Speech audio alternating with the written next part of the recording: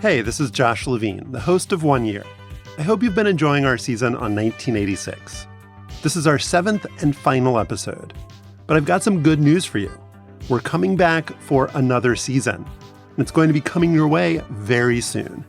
Stay tuned after this episode to learn what year we're doing next and how you can help us out. Now, on with our show.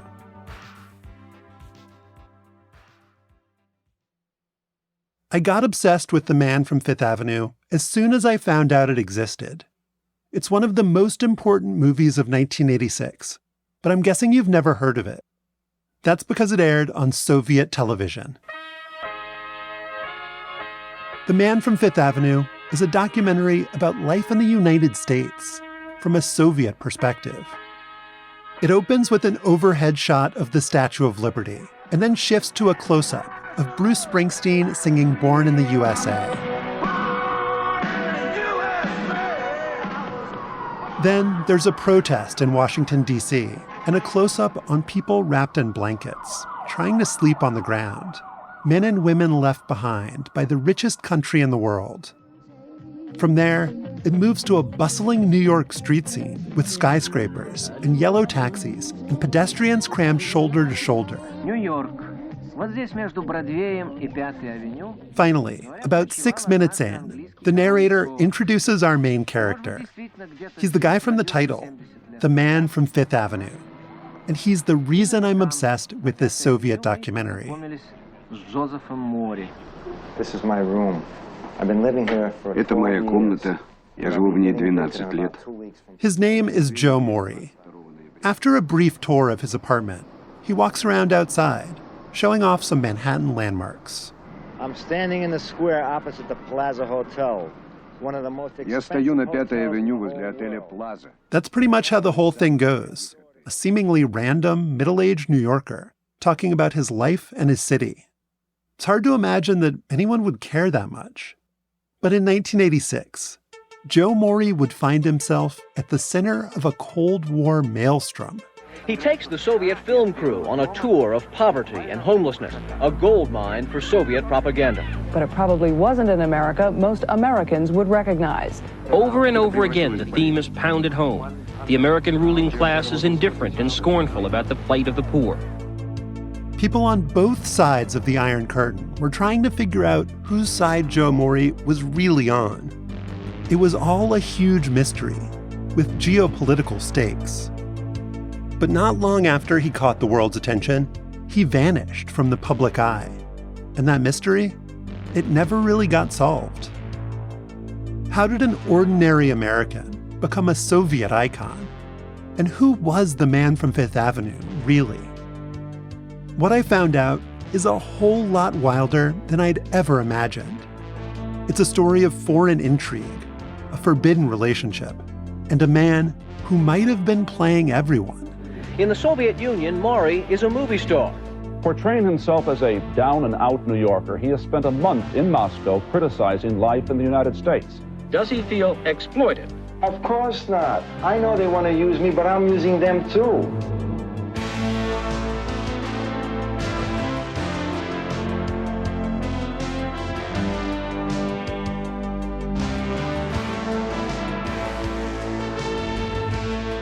This is the season finale of 1 Year, 1986.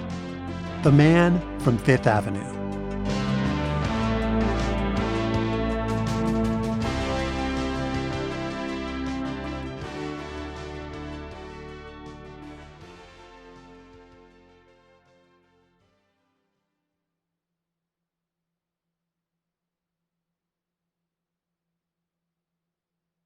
When I searched for Joe Mauri in old newspapers, I didn't find much. Just a couple of short articles from the early 1960s about a small-time actor with bulging muscles. Then nothing. Until the mid-80s. That's when Iona Andronov entered the picture.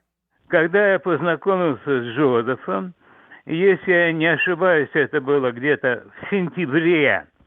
I reached Iona at his apartment in Moscow, but in the 80s, he was a reporter in New York.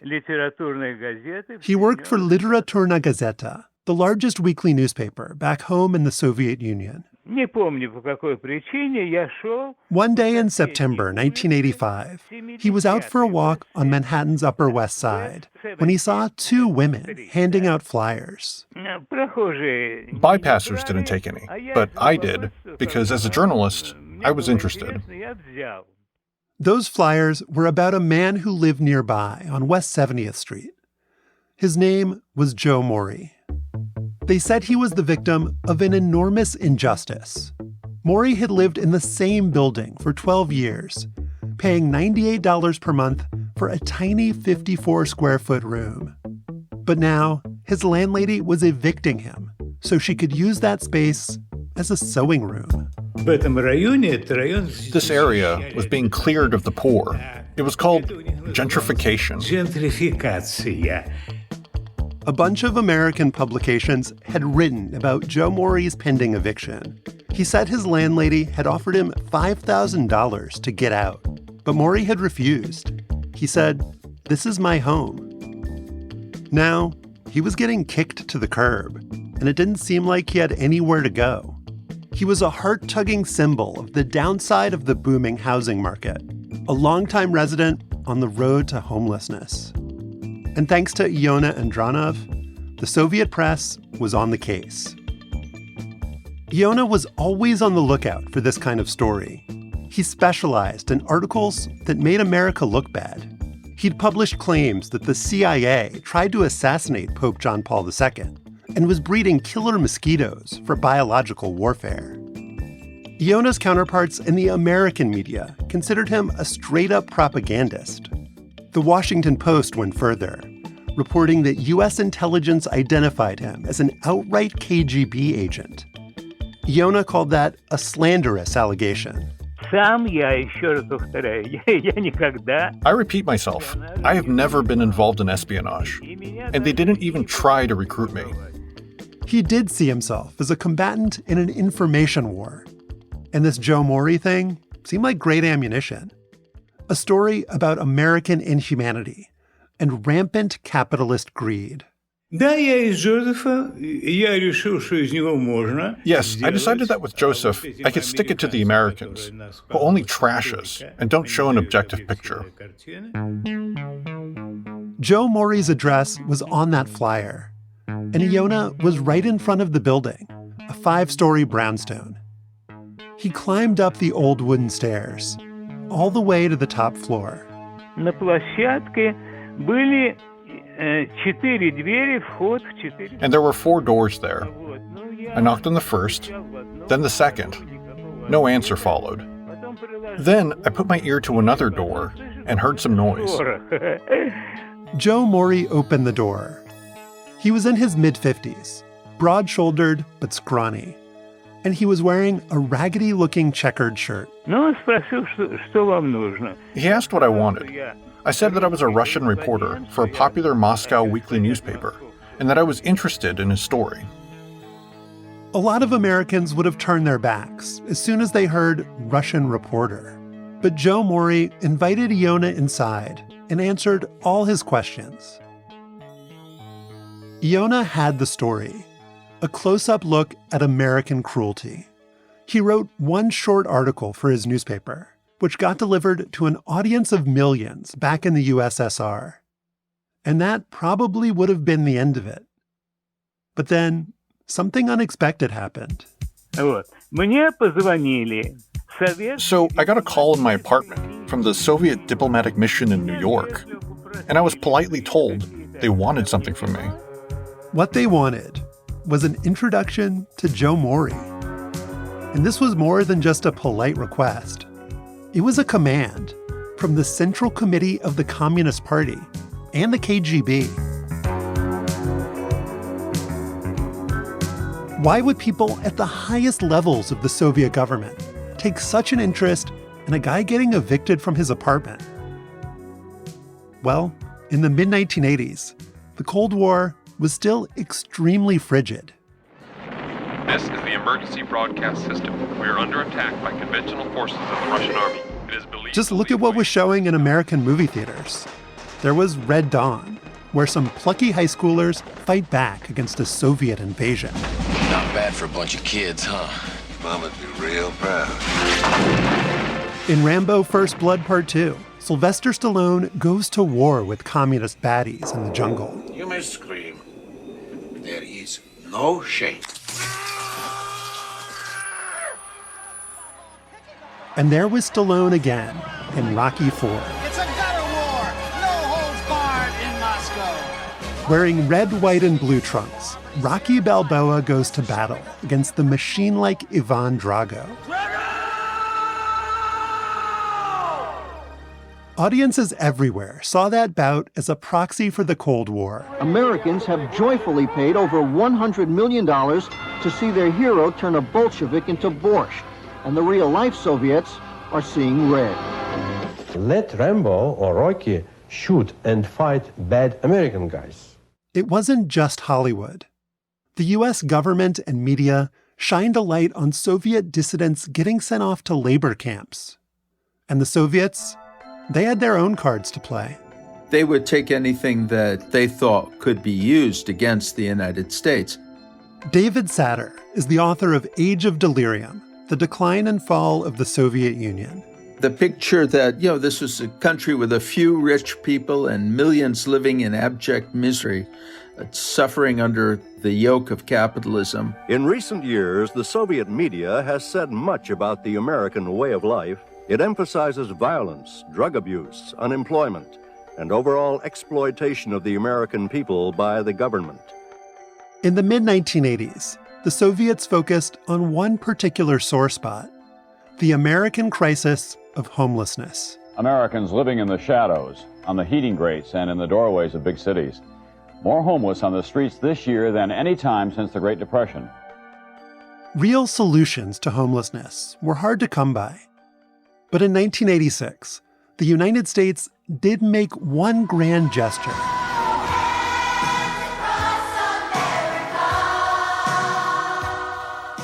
Hands Across America was exactly what it sounds like. People raising awareness about homelessness and hunger by literally holding hands. Last official count, more than 4.9 million people took part in the human chain for America's homeless. Those who held hands shared the pride of believing their gesture will make a difference. But no matter how many people linked hands, homelessness was not going away in America. And the Soviets were eager to exploit that. As a countermeasure, they sent a whole group of filmmakers from Moscow to make a film about how a huge number of homeless people suffer in New York. That film was the reason the KGB reached out to Iona Andronov. They thought Iona had found their star. Joe Mauri was the perfect symbol of America's disgrace. A literal average Joe, shoved into the streets by the invisible hand. Iona did as he was told. He connected the filmmakers to Joe Mauri. But it was up to Mauri to decide whether he wanted to cooperate. In the fall of 1985, he made his choice. He was going to play a starring role in some Soviet propaganda. I told my landlady, when you put me out on the street, I'm going to go on a hunger strike. In The Man from Fifth Avenue, Joe Mauri is wearing a flat-billed cap and a dark jacket. He's tall and gaunt. It looks like he's missed more than a couple of meals. His room has cracking paint on the walls and a bare light bulb. A lot of what he says is overdubbed in Russian, but sometimes his voice breaks through clearly, like when he points out where his chair and table used to be. And other things that I had in my possession, but they're all gone now. I put them out on the street. That street, by the way, wasn't Fifth Avenue, despite the title of the movie. Joe actually lived on the other side of Central Park. The camera follows him as he roams around New York, talking with a musician who can't find work. Yeah, it's very difficult to get a job. He's a poor, unemployed man in a place swimming with abundance. This is the era of Wall Street excess. And in New York, conspicuous consumption is everywhere. The people are getting and grabbing more and more money because they become diseased. It's like... There are images of horse-drawn carriages, women in fur coats, and panhandlers begging for food. I've been out here for 3 years, been to the women's shelter. I'm tired of going there. They would like the garbage trucks to pick them up, throw them in garbages, grind them up, and dumping in the city. Недавно на 58-й улице хозяин ночлежки выбросил 50 Joe Mauri is articulate and unsparing, a spokesman for the working class, venting about the ugliness of American inequality. He's also delivering Soviet talking points with a New York accent. It's unclear if he's a true believer or if he knows how his words are going to be used. As he wanders around the park near the end of the documentary, he sounds more wistful than calculating. This is the tree I'd like to put a hammock in, but I don't know, I think it's a little too big. Вот неплохое дерево, но оно слишком большое. Joe Mauri tells the Soviet camera guys that they've been good friends, that he hopes to see them again. He waves goodbye when he crosses the street, as Glenn Campbell's voice swells in the background. Where do you go when there's nowhere to go, and you don't want to be where you are? After the picture fades, an epilogue appears on screen. It says, in Russian, on November 22nd, 1985, Joe Mauri was evicted from his room near Fifth Avenue in New York. A little more than 4 months later, on April 2nd, 1986, The Man from Fifth Avenue premiered on Soviet television in prime time. The documentary was a sensation. I wouldn't like to live there. It's a cruel city. What Soviet viewers get is an American grotesque, a country where no sane person would want to live. Russians who saw the film got the message. In America, if you have money, you're somebody. If you don't, you're nobody. In the United States, Joe Mauri had been nobody. But now, in the Soviet Union, he was definitely somebody. Soviet television even publicized a letter-writing campaign in sympathy with Americans like the so-called Man from Fifth Avenue. Mauri got swamped with invitations to come and visit the USSR. So, in the summer of 1986, he made another fateful decision. He headed off to the Eastern Bloc. The Soviet Union is trying to gain propaganda mileage from a visit by a homeless man from New York City. 56-year-old Joseph Mauri is an unemployed American who calls himself a campaigner for the downtrodden. He is also a national celebrity and new household word here in Moscow. Mauri's month-long trip was paid for by Soviet trade unions. His escort was the man who'd knocked on his door, Iona Andronov. Here are some photos of us at factories and such. I was going with him to places, and of course, I advised him on what to say. Joe Mauri stood outside the U.S. Embassy in Moscow, where he brought out a petition to pause all evictions in New York. Soviet television also showed him watching the documentary for the first time. Near the end of the screening, he broke down in sobs, and Iona put his hand on his shoulder to comfort him. Mauri said there was nothing about the Soviet Union that disappointed him. I see a humanitarian quality among people, something that it's missing in my own society. Mauri's words, and the documentary itself, were testaments to the USSR's moral superiority. The Soviet government liked to brag that homelessness didn't exist within its borders, that everyone in the entire nation had a roof over their head. But that was a lie. When author David Satter lived in the USSR, he saw homeless people everywhere. Around garbage dumps, or they would be hitching rides on trains. A lot of them ended up in labor camps, but then they were released and they had nowhere to go. Of course, they didn't say anything about that on television. For Soviet officials, that reality was something to be hidden. And it wasn't the only thing they downplayed. There has been an accident at the Chernobyl atomic power station. One of the atomic reactors was damaged. The consequences of the accident are being taken care of. The Soviet Union had tried to keep Chernobyl a secret. But in April 1986, the world figured out that something had gone horribly wrong. The Chernobyl meltdown and explosions discredited Soviet officials, both abroad and domestically. The Soviet people became more skeptical of government propaganda. So, when Joe Mauri spoke at factories and schools a few months later, he didn't get a totally free pass. What exactly is your profession? This man wanted to know. Several questioners asked, why didn't you save any money? But at a time when the Soviet Union was desperate for some good PR, Joe Mauri was a handy guy to have around. A regular American saying the U.S. was broken and that the USSR seemed pretty okay. Mauri was valuable to the Soviets because he'd been anonymous, a man whose own country had seen him as disposable. But in 1986, he became a very public figure in both Moscow and New York. Joseph Mauri is coming home. He does hope to have gotten the attention of those whom he says ignored the man from Fifth Avenue until he showed up at the Kremlin. That role has made him a household name abroad and a controversial figure here at home.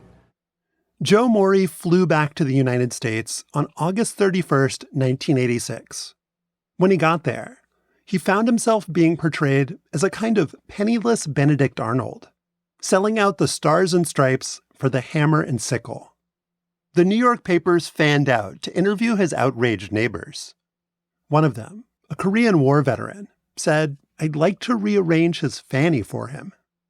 Journalists dug into every aspect of Mauri's life, and they turned up some surprising stuff.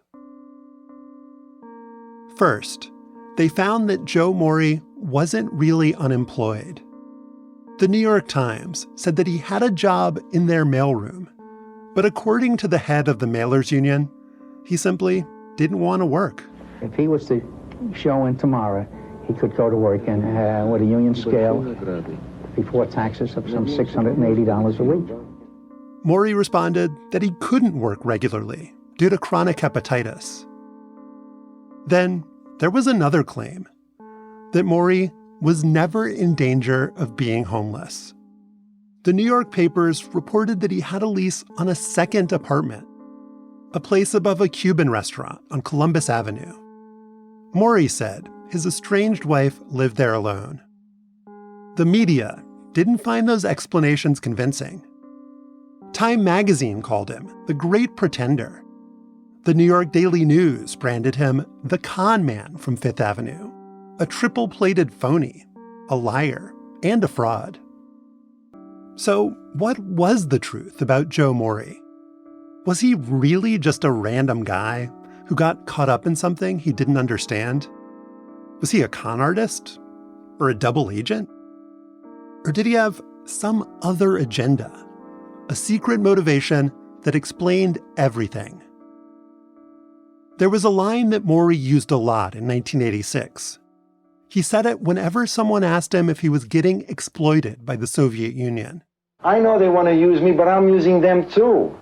I'm using them too. He was always upfront about that he had some kind of master plan. But back in 1986, no American journalist ever figured it out. To solve the mystery of the man from Fifth Avenue, I need to go straight to the source.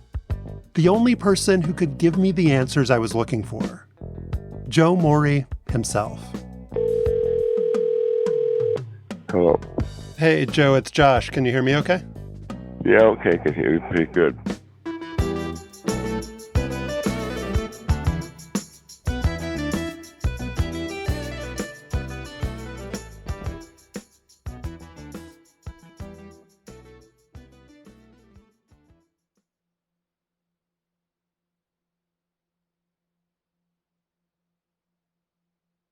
When I started reporting this story, I didn't know if Joe Mauri was alive or dead. He was in his mid-50s in 1986, which would make him 90-something today. No American media outlet had spoken to him in decades, and when I tried to reach him on an old New York phone number, I never got an answer. Then, back in the spring, I tried another number, one associated with a relative. This time, someone actually picked up. When I asked if Joe Mauri was around, they said they'd tell him that I'd called. So the man from Fifth Avenue was alive. And about a week later, he called me. After that, we started talking pretty regularly. Maybe today we could just kind of have a short chat. I could just ask you a couple things. Mm-hmm.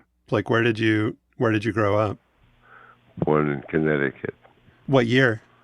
Oh, a long time ago. Joe did eventually give me a year, 1929, which means he's around 93. Over the last few months, we've done 3 longer interviews over the phone. We also met once in person, in an outdoor garden in Manhattan. He was wearing a mask, but I still recognized him right away. His baseball cap looked identical to the one he wore in The Man from Fifth Avenue. When he walked over to say hello, he was in a peppy mood.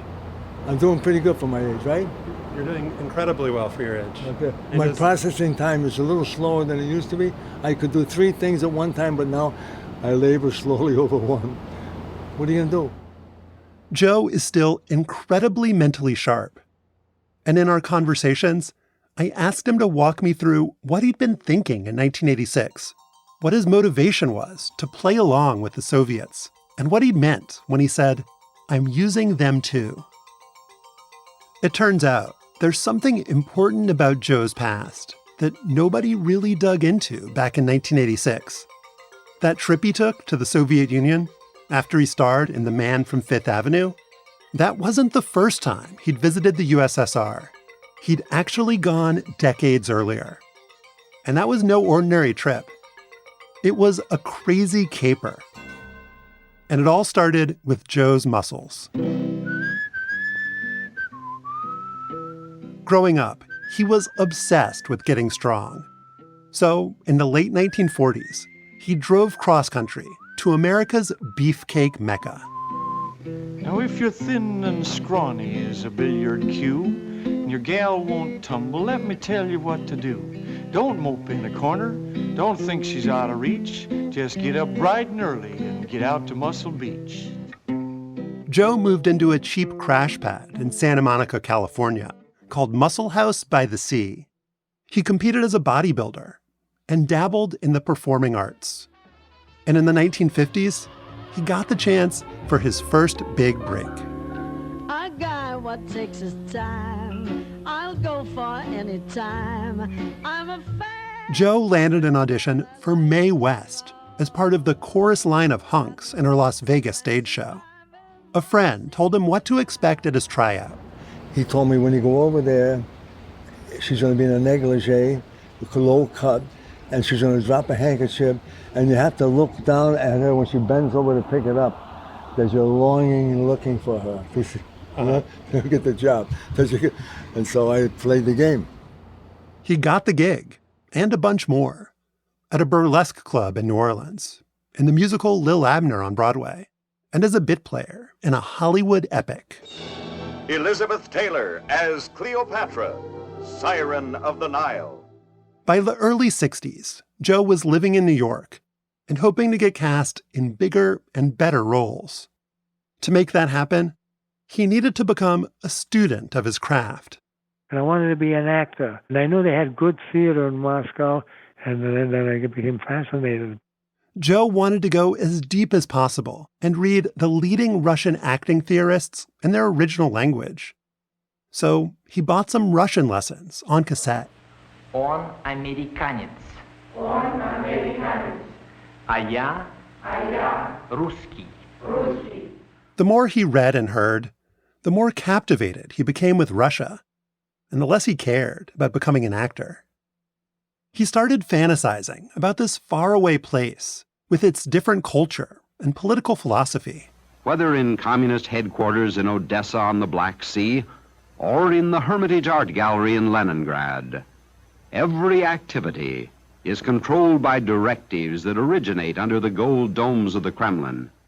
Joe dreamed of seeing those gold domes for himself, and he didn't really trust the strident anti-communists at home. He considered himself a free thinker, and he wanted to evaluate the Soviet system with his own eyes. I was still curious and interested in what was going on here because it seemed like the mentality was different, but there was a lot of control. But it was still interesting because they had that thing about togetherness, the people felt they were all in it together. Back then, not long after the Cuban Missile Crisis, it wasn't easy for an American to go to the Soviet Union. But Joe stumbled upon a way to get there. They saw this ad, a cheap tour from Sputnik, you know? And so I got that thing and I got a visa for a month. Sputnik was an official Soviet travel agency. They booked him a flight to Moscow in July 1964. But the agency's tours weren't designed to let visitors form their own opinions. Joe and his group attended compulsory lectures on the glories of socialism. He felt bored and antsy. So one day, he slipped away and took his own unauthorized tour of the city. But they didn't have much in the stores and all that stuff. But most of the people were very friendly. They were curious because, they didn't know anything about America. It was very little. While everyone else in his group just stuck to Moscow, Joe wanted to see more of the country. He got grudging permission to go to the resort town of Sochi, one of the few other places that foreigners were allowed to visit. To Joe, it seemed like paradise. He swam and sunbathed. And on his second day at the beach, he spotted someone who would change his life. A young woman with a beautiful tan. Well, she was about 5 feet tall, and she was blonde and blue-eyed, and she was good-looking, Her name was Alla. Alla grew up in the countryside, but was about to move to Moscow to work as an English teacher. She took Joe to places that tourists didn't usually get to see. She would show me about where they threw all the junk and the garbage and go to these places where they had nothing to sell except some potatoes and cabbage and things like that. His time with Alla in Sochi lasted for just a handful of days. Joe's month-long visa was about to expire. It was time to go home. But instead of catching a flight back to the US, he did something audacious. He got a room in a Moscow hotel and just camped out. And you paid on the floor every day. You paid three rubles, which is very little money at that time. And they wondered, who's this guy in this room all these weeks? American? What is he doing over here? What he was doing was continuing his tour of Moscow. His guide was the English teacher, Alla. I had feelings for her. She was very sympathetic, and she was a simple type of girl from the village, and she had no pretenses, and everything was up front. And so was she different than American women? Oh yeah, she was different because you could see right through. Here in Americans have a facade. So I liked her, but I stayed on, and she was very naive too, You guys both thought, we like each other. Why should there be anything to keep us apart, right? Yeah, it was this mentality, the American mentality. If I have a lot of freedom in America, and so why can't in a personal relationship, why can't I do what I want to do? Yeah, and so that's a big problem. Joe's problem was that he was in Russia illegally. His visa had expired, and the police were getting suspicious. I learned about the state. Then I started really learning about the police. They know everything. Joe discovered that someone had come into his hotel room and searched his bag. On a Sunday night, he slipped away to meet Alla at a small house she'd rented in the countryside. And then I had to get back to the hotel because I knew they were going to catch me. And I saw that she was sleeping, and I looked at her and I said, this will be the last time you'll ever see her like this. When he returned to the hotel the next day, there were 4 men in the lobby. They were waiting, the police, like Doberman pinschers, they were sitting down. Joe walked out of the hotel, and those 4 men followed him. He played it cool for as long as he could bear it. And then, suddenly, he headed underground into Moscow's metro system. Now, he sprinted down the stairs. And they were chasing me, and I'd go down to the bottom, hoping to catch a train before they can get it. And then I wouldn't see a train, so I'd run up the and they would be still coming down behind me. And this game went on for 2 or 3 hours. Joe managed to get away. When he caught his breath, he went to see Alla to tell her the police were on his tail. He also confessed to her that he'd overstayed his visa. That meant she might be in trouble too, for harboring a fugitive, maybe even a potential spy. The police caught up to Joe pretty quickly after that and ordered him to leave the country. He ended up regrouping in Denmark, but he just couldn't stay away. Well, I want to see what happened to the girl. Did they find out about her? A couple of months later, he snuck back into Russia as part of a contingent from the Danish Communist Party. When he got there, he dropped a postcard for Alla in his hotel mailbox. Joe told her to meet him in a train station at a specific day and time. That was a big mistake. Just as I was coming in to see her, another train pulled in and she got off the train and she went by, passed me by, and she said, they know everything. Joe was placed under arrest and taken to a police station. Alla got brought in too. And they got her and they beat her up real good. I heard her screaming in another room. Screaming, yeah. But she was a very strong person. They got released separately. After that, they saw each other one more time, very briefly. She said that counterintelligence officers had come to her school and told her to stay away from him. The next day, Joe got escorted to the airport by 3 Soviet agents. And they gave me something to drink, and I stupidly drank it. And then when I got on the plane, I got a terrible rash. It wasn't to kill me, but it was to warn me, don't come back here again.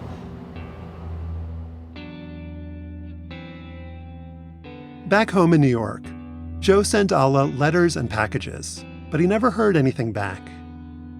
He decided that he didn't want to be muscular anymore and started losing weight. He got work packing and loading copies of the New York Times, made a home for himself on the Upper West Side. Decades passed, and his adventure in Russia became a fading memory. In the 1980s, he was living on West 70th Street when his landlady told him she was turning his tiny apartment into a sewing room. He was going to be evicted. And then, one day, without any warning, a man named Yona Andronov knocked on his door. When he said, I'm a journalist from Russia, I knew right away that I would be going back to Russia. So as soon as Yona knocks on the door, I knew.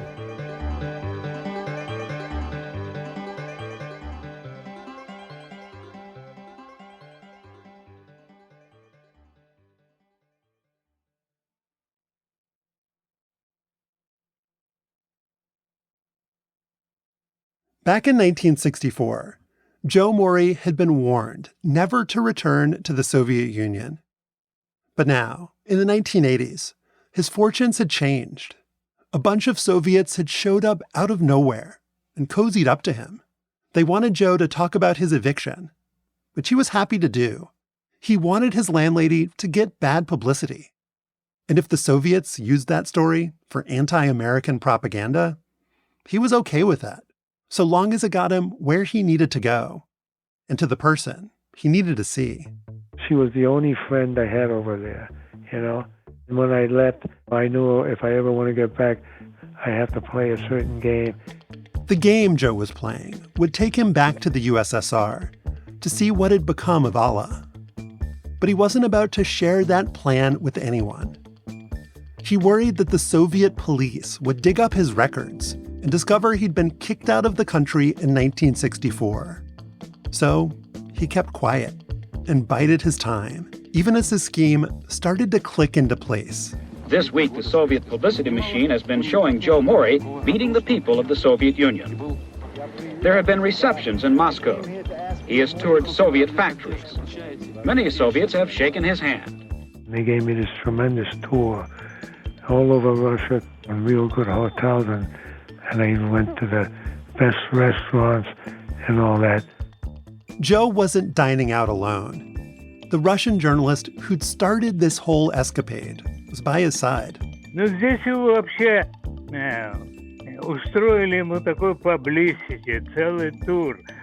whole publicity tour was organized for him here. He and I were accepted in the Kremlin by the chairman of the Presidium of the Supreme Soviet. There were pictures on the front pages in all the newspapers. Yona Andronov wasn't a passive observer. Whenever Joe gave a speech at a factory, he was reading Yona's words. You see, he would always be there, and he would tell me the line to follow. I always play the game. Joe genuinely believed that the U.S. hadn't done enough to deal with the crisis of homelessness. But he knew that some of Yona's lines were just propaganda. We have no homeless in Russia, which is nonsense. There are a lot of homeless people. Was it selfish of you to go there and say those things just because you wanted to get back to Russia yourself? Selfish, yeah. Because that's America. People are self-centered and selfish. You know that. So you would put yourself in that category?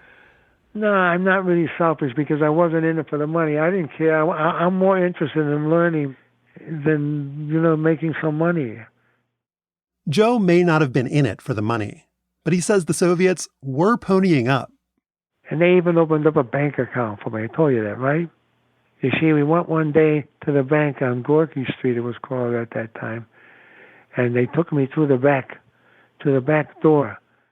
That Russian bank account wasn't the only thing that Joe got offered. They wanted to set me up and give me an apartment. They had an apartment all set for me and a car and the whole routine. They were setting me up for a defection, you see. Did you consider it? No. I wasn't going to do that, but I never spelled it out exactly what I was up to. Joe did finally reveal what he was up to when the tour reached Leningrad. He and Yona went out for a walk in a public park. When the two men were alone, Joe explained that he had an ulterior motive. There was a woman he needed to track down. He worried that he'd gotten her in trouble back in the 60s and wanted to make sure she was okay. Of course, I didn't know it. It was a surprise. Her name was Alla Golubkova.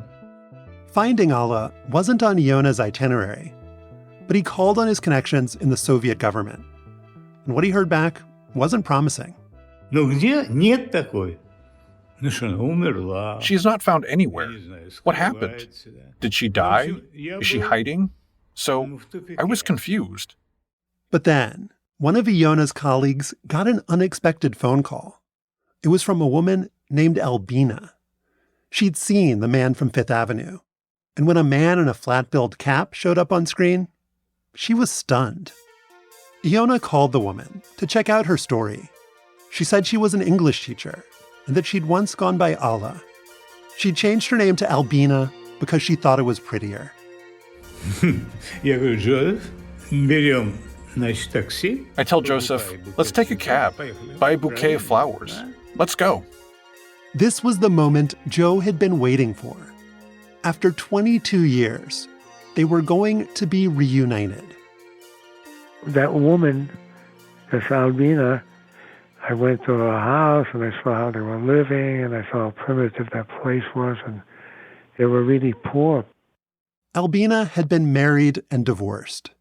She lived with her son in a meager one-room apartment, typically paltry accommodations for a Soviet school teacher. In 1964, she'd been so excited to start her career. In 1986, she looked beaten down. She told Joe that she'd never received his letters. They'd likely been intercepted before they got to her. I asked her, when did you get married? And she told me it was maybe a year later after. And so she didn't remember me. In the U.S., Joe Mauri was famous for being destitute. In the USSR, he was just famous.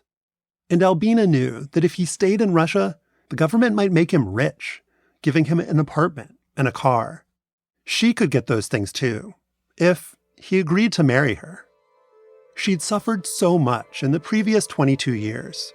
Now, she saw Joe as a potential savior. We went to these special stores and I bought her clothes, and I could see she was very greedy, and I could see she wanted me to she said, get the apartment, I could live in Moscow. Back in the 1960s, Joe had been drawn to her because she seemed different from American women, that she was less materialistic and didn't have a facade. Now, he thought that she was an opportunist, that she was using him. I knew I would never stay over there and live over there. And then at the end, she was pissed off like mad because she wasn't going to get what she wanted. And she said, you're just a typical American. Alla and Joe didn't rekindle old flames. They didn't get married. They didn't even really like each other anymore. In August 1986, they said goodbye, and Joe flew home to New York. His fellow Americans weren't thrilled to have him back. Oh, yeah, sometimes in the park they scream at me. They remember me. You communist, The newspaper headlines were even louder, saying the whole premise of the Man from Fifth Avenue documentary was a lie. That Joe was just too lazy to work and was never at risk of becoming homeless. He says that was just more propaganda, that he was made into a villain because of Cold War politics. They were infantile and stupid. They lied so much, it was like unbelievable. They distorted so much, you know. So they ganged up on me. Everybody had to get on top of it. But then, because, you know, they were so brainwashed too. They were, both sides are brainwashed. One thing I can say for certain is that Joe did get evicted from his room on West 70th Street. But he didn't become homeless. As soon as he got kicked out, he moved into a place in a city-subsidized single-room occupancy hotel. A lot of people from the Upper West Side fought to get him that apartment. These Americans had cared about Joe, and they'd made sure his needs were met. Joe went back to Russia several times after 1986, both before and after the fall of the Soviet Union. On those trips, he'd stay with his friend Iona Andronov in Moscow. He'd get up in the morning and buy a bunch of newspapers and spend the day strolling around. By the 1990s, he was free to go wherever he wanted. During one of Joe's visits, he got word that Albina was sick. She had gotten cancer, and they said she's dying. And so I went to see her before she died. He found her scrunched up in a chair in an oncology ward of a Moscow hospital. She died 3 weeks later, in October 1999. In the early 2000s, the story of Joe and Albina began to spread in Russia. But it was told as a beautiful fairy tale about star-crossed lovers kept apart by powerful forces. It painted their reunion as tearful and passionate, if ultimately doomed. That simpler, more romantic account came from Iona Andronov. It was published as a chapter in Iona's memoir with the title, The Russian Love of Yankee Joe. That version of the story is still getting told in Putin's Russia. In 2018, a talk show on State TV did a segment about Joe and Albina, and Joe was there, in Moscow, telling the Russian people what they wanted to hear. Я поехал в Сочи и познакомился с женщиной. Она была преподавательницей английского языка, россиянка, и я влюбился в ее с первого взгляда. If you couldn't hear him under the dubbing, he said, I met this woman. She was a teacher of English, a Russian girl, and it was love at first sight. Yeah, it's all bullshit. It never was no love at first sight. They wanted that story. It's a big propaganda thing. Here's a guy, he comes and he finds happiness in Russia. He got evicted over there. He came and he found everything that he needed. Joe Mauri has spent his life on a quest for something flawless. The perfect physique, the perfect country, the perfect woman. In America, he had the freedom to do whatever he pleased, until some rich folks decided they liked his block. In the Soviet Union, he found a system that was supposed to nurture everyone, but wanted to control everything he did. And there was Allah. Maybe he could have loved her in some alternate timeline. But in this world, they were too far apart. Well, I'll tell you something. The movies run still in my head, you know? And it was an adventurous tale, by the way, and I learned a lot. But it's not important anymore, you know, because I'm an old guy, and the most important thing for me is to be able to walk and don't fall on my head and things like that. At 93 years old, he has a pretty simple routine. He still lives on the Upper West Side and likes to spend time in the park. These days, when he goes for walks, he covers his face with a mask. And I don't want to be known, I want to be like the shadow. I want to just go everywhere and nobody knows, and just look like a broken down old man that never was, and that's it.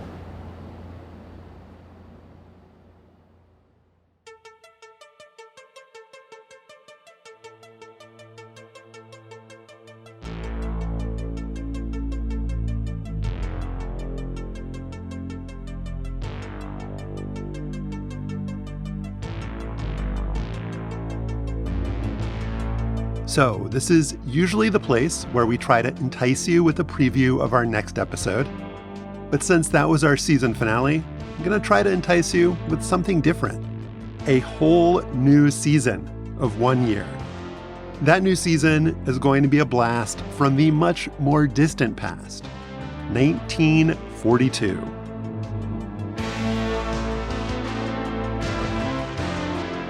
1942 was the most tumultuous year of the 20th century, a moment when the U.S. faced unprecedented economic, cultural, and social upheaval.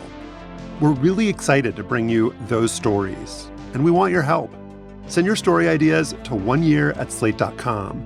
And if you were around in 1942, we would love to hear from you. You can leave us a message on the 1 Year hotline at 203-343-0777. That's 203-343-0777.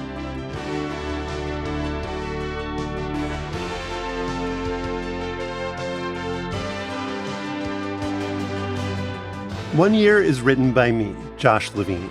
Our senior producer is Evan Chung. This episode was produced by Sam Kim, Derek John, Sophie Summergrad, Yana Pasheva, Madeline Ducharme, Evan Chung, and me. It was edited by Evan Chung and Derek John, Slate's senior supervising producer of narrative podcasts. Our senior technical director is Merritt Jacob.